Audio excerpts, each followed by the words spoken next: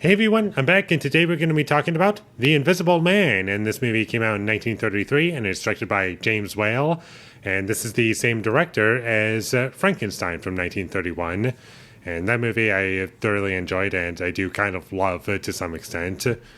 And the things that I loved about Frankenstein are kind of found in this movie as well.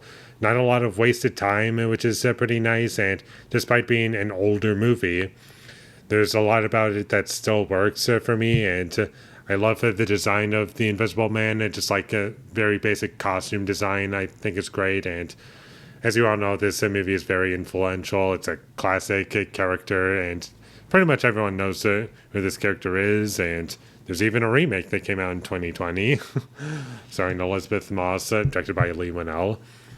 But this movie I enjoyed more than that remake, even though I don't hate that movie. But anyways, getting a little bit off track, the things that I liked about this movie are not necessarily the things that have to do with the plot necessarily. It's more just like ideas that they throw into this movie that I kind of liked. And there were just certain moments that I enjoyed. Like there was a policeman character when he was just saying simple words like, oh.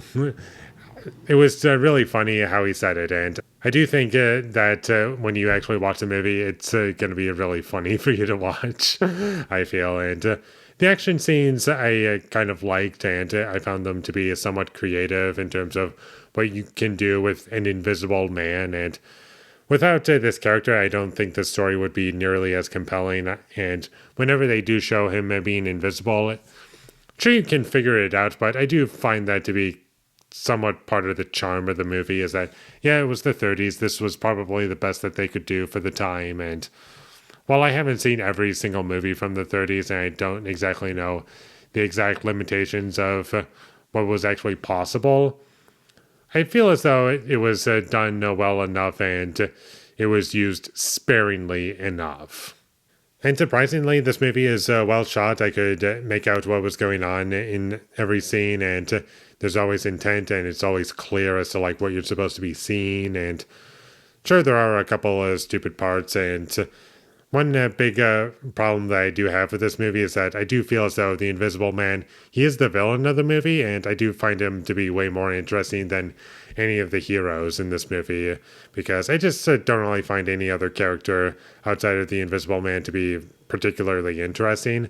They're more or less just audience characters that they could just latch onto, and they're fine for what they are, but they're not nearly as compelling as the Invisible Man to me. And there's also a little bit of audio peaking at points, mostly in the beginning, that was kind of distracting a little bit.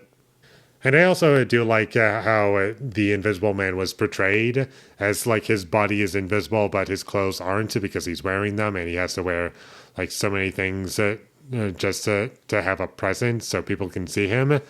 But I do kind of find it funny that in order to be completely invisible, he just has to be naked. That was kind of funny to me, I'm not going to lie.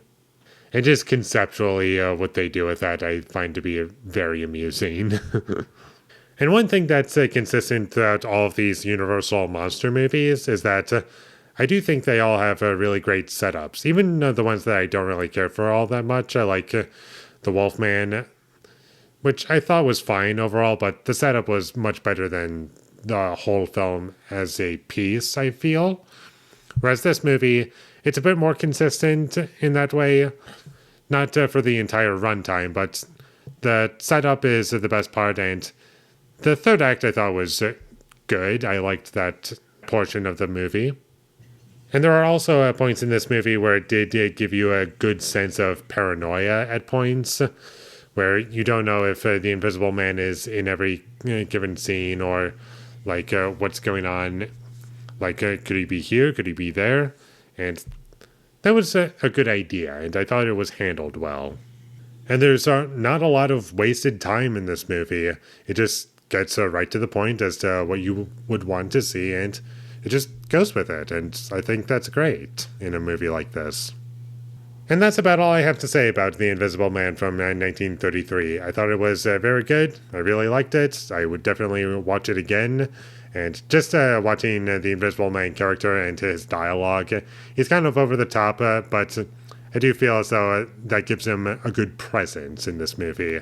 Like, I like seeing this character, even if it's very goofy as to what they're showing, just him causing chaos for everyone.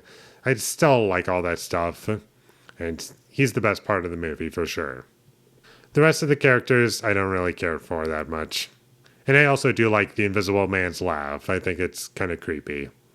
So check this movie out whenever you get the chance. And with all that being said, I'm going to give The Invisible Man from 1933 a 7 out of 10. Thank you for watching my videos as always. If you enjoyed this review, be sure to leave a like and comment down below you thought of The Invisible Man from 1933, and my social media links, they will all be in the description, so follow me there. And last but not least, subscribe to be a part of Foley Nation, and I'll see when I get my next review up, and that is going to be for Incendies, if I pronounced that correctly. So look forward to that, but until I get that up, thank you for watching and have a great day.